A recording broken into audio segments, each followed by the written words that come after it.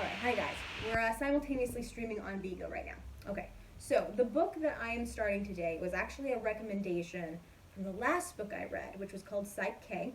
And if you did not read or you did not see that, and you're interested in it, basically it talks about how our subconscious controls um, a lot of our actions without us even knowing it. And a lot of our subconscious is decided for us within the first 6 years of our life and even in the womb. And a lot of these beliefs that we have as a child, whether it's, we deserve to be loved, or we deserve to find happiness, or, it's hard to make money, or things like that, or even that I'm not worth anything. We see this a lot, especially when we're talking about, we're seeing a lot of talks about racism right now. It's so interesting reading that book in light of what's happening right now, because we see that when we do live in a society where there's a lot of undercurrents of racism, sexism, classism, things like that, that we're getting into our minds when we're very young. A lot of times these belief systems stay with us for the rest of our lives. It's very interesting. We see in even there's been studies in orphanages in Romania where little orphan children are not having that parental touch that healthy children get, and not only are they more likely to get autism, just their health in general compared to the rest of the population is just like so much lower. It's fascinating to see how that nurture element is so important to people's health, especially during those foundational years. Anyway, so Psych K, this book that I read previously on this channel and recorded for my YouTube channel. My handle is at Kumquat Kelly, and that's in my my profile if you want to see how that's spelled. You can go back and you can hear me reading the whole book. It's up there. Basically, that book gives us some insight as to how to recode some of those, or if not all, of those belief systems that are causing harm in our life. First of all, it gives great instruction for muscle testing. It's very easy to do with just one other person to just confirm. Oh, thanks, Maya. To confirm. Okay, I don't know if I think I deserve happiness or not. Like, that's kind of like an abstract thought. How do I decide, or how do I know whether or not I believe that? And basically, it's a very simple but profound muscle test that not only can you see that the muscle test is working, you can also get a very clear answer as to what your belief actually is at that moment. So I recommend watching that. And then it has basically certain steps to take if you would like to reprogram those thoughts. And they're pretty simple. You can pretty much do them by yourself. Or you can have a partner. A partner is recommended, but the muscle testing, you need a partner. With the actual changing of the thoughts, you can kind of do that by yourself. So that's kind of neat. I also watched some videos by the guy who wrote the book. His name is Robert M. Williams, and he has a buddy called Bruce Lipton, and the story behind how they met is funny, but I'm not going to get into that. He's a biologist, Bruce Lipton, and he has a wonderful book I recommend called Biology of Belief, which is more the scientific aspect of how our beliefs can, basically how our beliefs can affect our health and also our actions. Maya says, I've been having a blast looting everything in my house. It's nice new stuff. Is that true, Maya? Is that true? Are you trolling? Are you trolling right now? I think you are. Anyway, yeah, so that's a great book. I recommend it.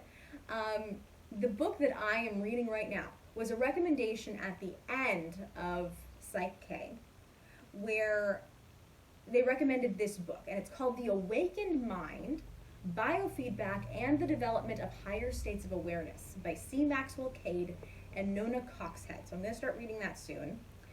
There's one more thing I wanted to say. What was it? Oh, yes. So I was watching this video recently about Bruce Lipton, and he was saying, and this was a more recent video, he was saying that the Psych K method is not the only way to change some of those old belief systems that are not doing us any good. It's probably the easiest and most obvious way to do it, but if you read the book, and you can, of course, on my channel, my YouTube channel, you'll see that it's you kind of need a lot of people. You just need another person to be able to do it with you. And sometimes, unless you have someone who you are really close with, who you can say, like, really kind of tell some of your deepest, darkest secrets to, you know, like maybe like I believe I'm always going to be fat, or I believe that like I'm always going to have some of these things, like, you know, they do have scientific basis as to why they're happening. A lot of it can be tied to your belief system as well. It's very interesting to see some of the stories about that Robert M. Williams has on his website about different belief systems that have changed. Pretty crazy stuff that people have been able to change in their life just by changing their belief system. So I recommend looking at that. Back to what I was saying. So Bruce Lipton in his video said that this is not the only way to change that. Change those things, because it can be a little complicated. What we can actually do is repetition. And he talks about in some of his videos, I recommend looking him up, some of the more recent videos on his channel. He basically says that repetition can be used in the same way that Psych K is instantly, you know, reverses some of those belief systems. But repetition actually can be used during one, it can be used throughout the day, but a very important time of the day, there's 2 times in the day where our vibrational frequency of our mind goes into what's called theta. And what's interesting is in our first foundational years, like the first 6 years of our life, we live in that vibrational frequency of theta. It's almost like a hypnosis frequency where we're just a sponge and we're absorbing everything. We're creating those belief systems that's going to stay with us unless we change them for the rest of our lives. And what's interesting is twice a day, our bodies actually do enter into that theta frequency. And that is right before we go to sleep and right as we wake up.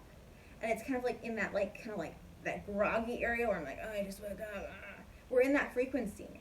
So he recommends that is a great time to basically plug in a recording of whatever you are wanting to change. So maybe have like a headphone in that says, you know, I am enough, I am valuable, I am worthy, like some kind of affirmation that you think that you have to work on because your belief system isn't going that direction.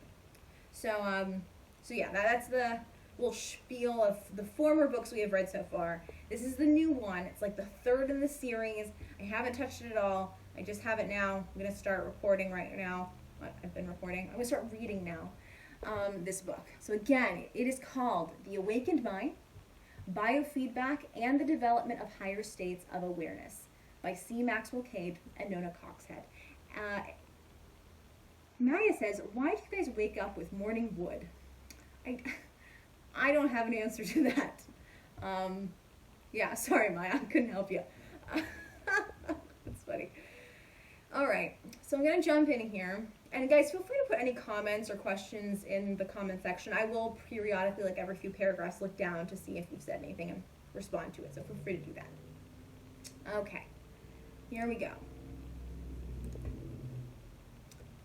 Should I do the dedication? No, I don't think we need the dedication. Sorry guys, I'm losing my other recording device. Acknowledgements, we don't need that. Preface, I'll read the preface. Okay. In writing this book, I am well aware that biofeedback, the voluntary control of what were heretofore considered involuntary states, is already widely known as a new and extremely promising medical tool for the control of those elusive psychosomatic and stress diseases that so beset modern society, especially in the West. I am also aware of the highly important research being done by many notable workers in this field to extend the range and scope of benefits from the instrumented self-control. My work, however, while fully incorporating the basic biofeedback principles and techniques in all their aspects, has branched off into a singular direction and emphasis, that of combining biofeedback training and monitoring with the ancient art of meditation so as to try to achieve a maximal mind-body awareness, this in turn leading to the gradual development of higher levels of consciousness. During several years of intensely channeled research in both lab and classroom, the latter involving some 4,000 students who took my courses in self-awareness training, I established the existence of a measurable hierarchy of states of consciousness, each one a stage in a progressively more integrated pattern of electrical activity of the brain. Since up to this time, all existing schemes proposing hierarchies of states of awareness were based on purely subjective impressions of their relative positions, I subsequently concentrated all research effort on identifying these levels with instrumental precision and made it a major goal to establish physiological correlates of these various states. Fortunately, I was to be given invaluable help through the expertise and technical skill of Jeffrey Blundell of Audio Limited, who worked unsparingly to meet my requirements, and as a result provided me with instruments of increasing sophistication, culminating in the mind mirror. Extended research with this instrument, which shows up states of consciousness in distinct patterns of light, which can be witnessed and recorded, has confirmed that the hierarchy of levels does indeed exist, and that there are more levels in its ascending scale still to be measured. It has also shown that the level of consciousness in which masters of Eastern philosophies probably spend the majority of their lives has a definite measurable pattern, as does that of healers when in the process of their particular form of healing, the pattern often transferring itself to the machine of the one being treated. It is mainly of this unfolding potential within man that I write here, believing that we have reached a beginning of the bringing together of the outer science of technology and the inner science of the soul. I believe we are at the frontiers of human self-knowledge, and in sharing the evidence herein with a wider reading public, I earnestly hope it may accelerate the day of man's higher development. Okay, so that was the preface. Chapter 1, Biofeedback and States of Self-Awareness. We have a little quote here by John C. Lilly. It is my firm belief that the experience of higher states of consciousness is necessary for survival of the human species. Chapter 1, A New Way of Learning, Internal Cues. There are several far more comprehensive books by prominent researchers than this one sets out to be, dealing with the fundamental, clinical, and potential aspects of biofeedback. But in order to lay the foundation for what has evolved in our particular line of research in the field, it is necessary to cover some areas of the same territory, especially for those who come new to the idea. Essentially, biofeedback is a new way of learning about ourselves, or a way of relearning or realizing for the first time what the body already knows, how to act, how to feel, even how to heal, if we listen to it.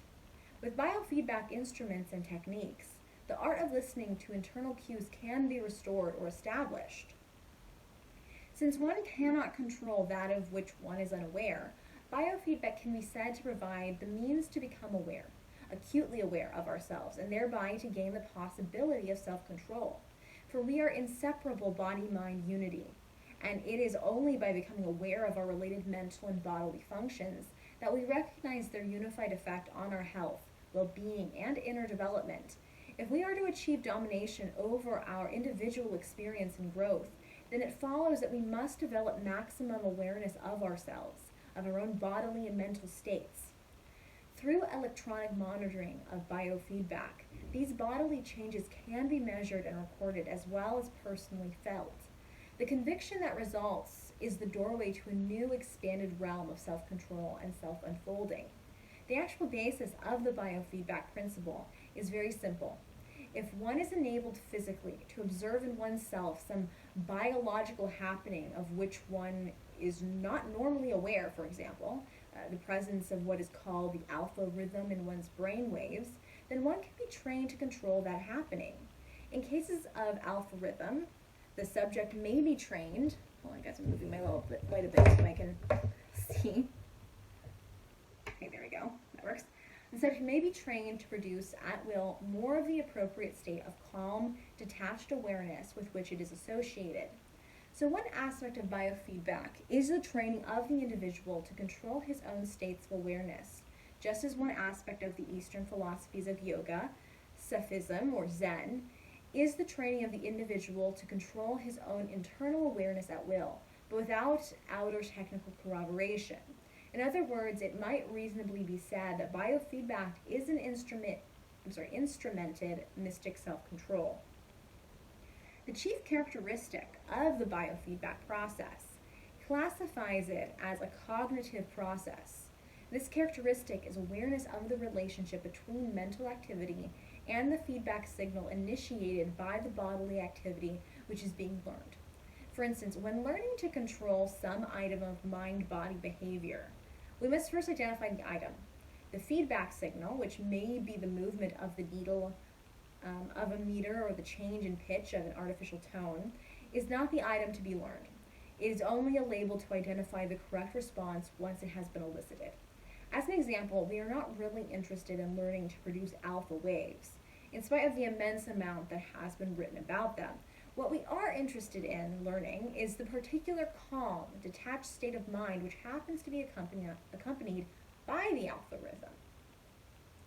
Confirmation of the identification of a feedback symbol is not complete until the signal is stopped by the ending of the behavior that produced it.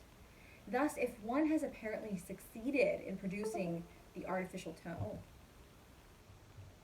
oh shoot, sorry guys, Bigo just went down. Thus, if one has apparently succeeded in producing the artificial tone, which is the signal from a training machine, indicating that the trainee is producing alpha waves, the trainee must, to complete the identification, make sure that the tone ceases when he opens his eyes, thinking about some unrelated problem, or in some similar way causes his alpha production to cease.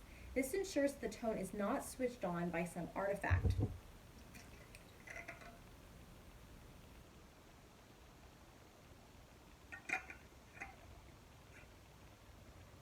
In other modes of learning, behavior is either directed or judged by events outside the system. That is, both the behavior to be learned and the criteria for learning it are evaluated externally. In biofeedback, successful learning depends entirely upon internal efforts of the learner. The whole learning process is internally directed. Guys, give me 1 second. I'm just going to try to get the stream back up real quick. What a crazy time. Okay.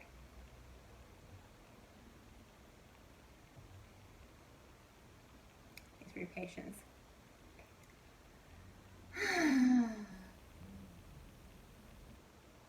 At this point, having indicated only that machines exist that can register inner states and that they can be used for training in self-awareness and self-control, it is time to discuss the machines themselves.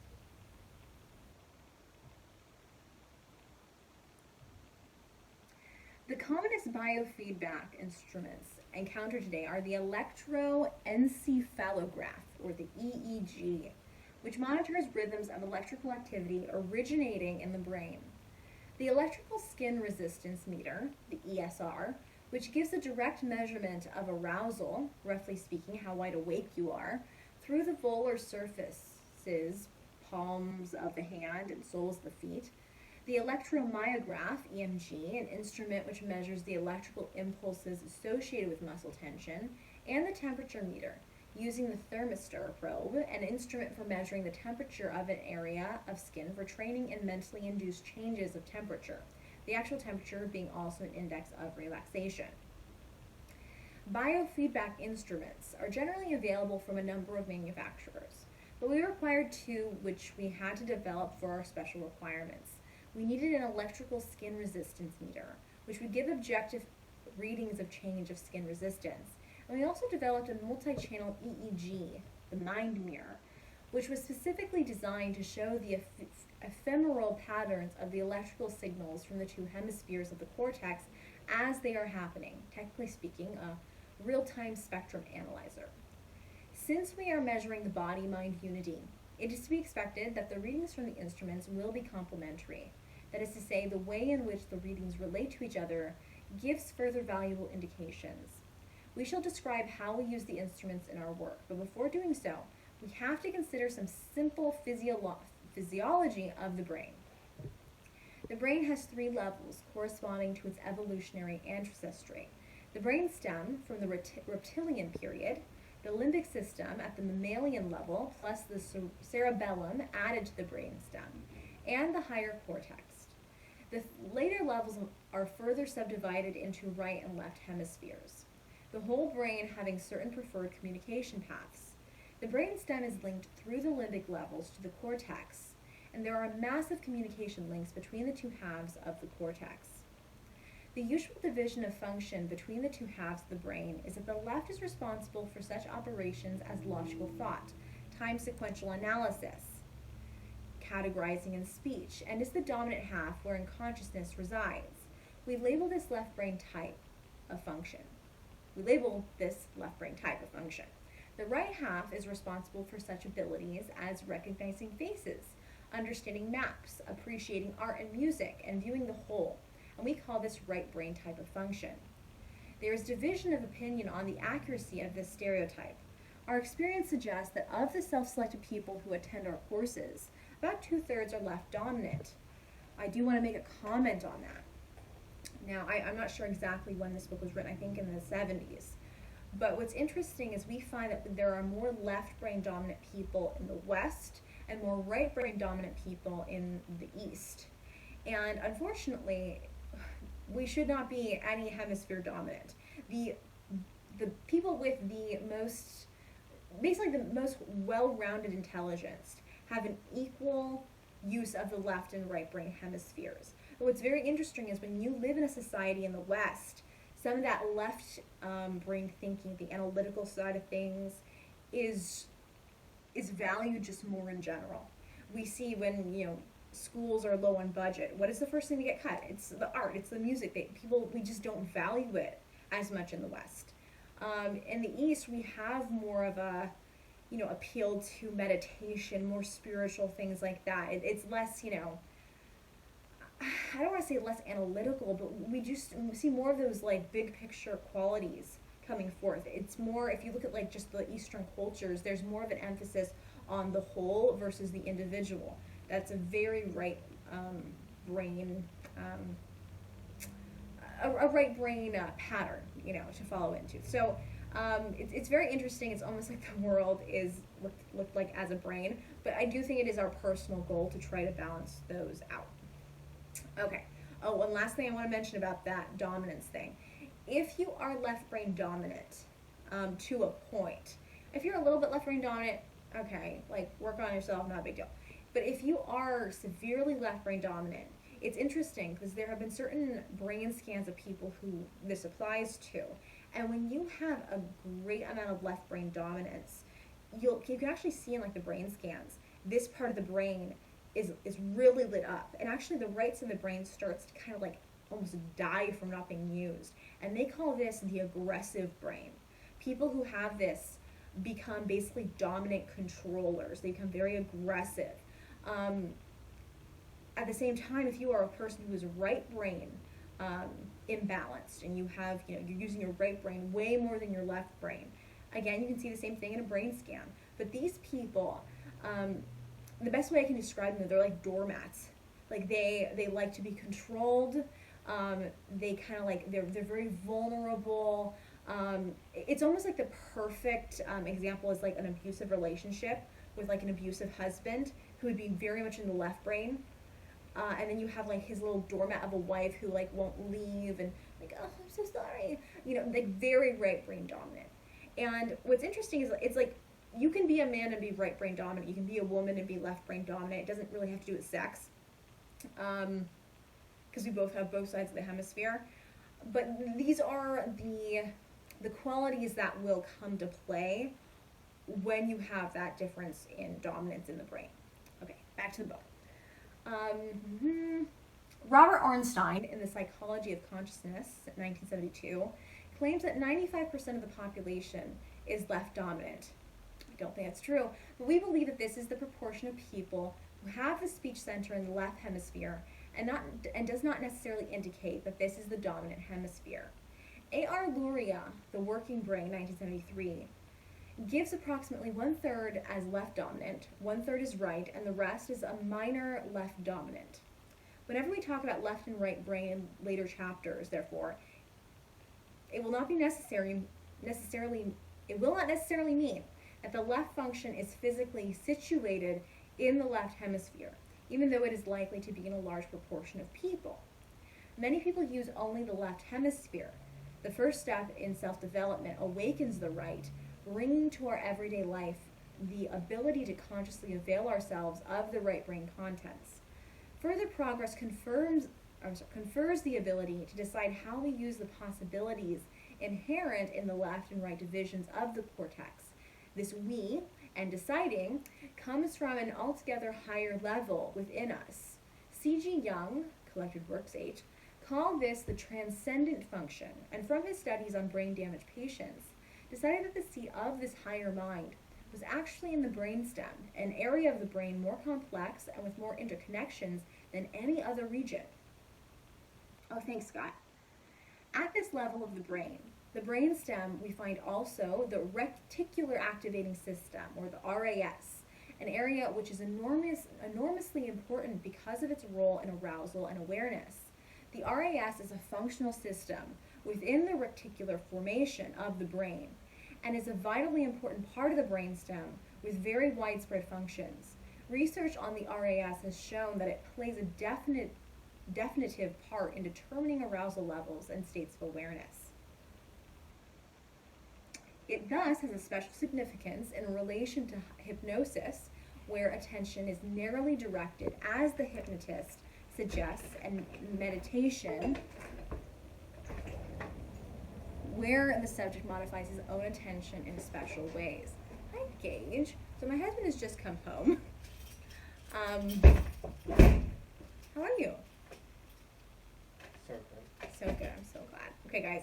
I am going to end the stream right there, just because I think it's a good time. Oh, sorry, just because I should. No, you're good. You're good. It's fine. So I was So good. like, It's going to end it anyway. Stream, or My what? recording stream? No, that was before. Why is that for?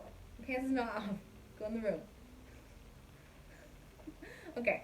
Sorry, guys. Sorry for that interruption. So, I'm going to end here. I will hopefully have another stream out later in the week with more of the reading.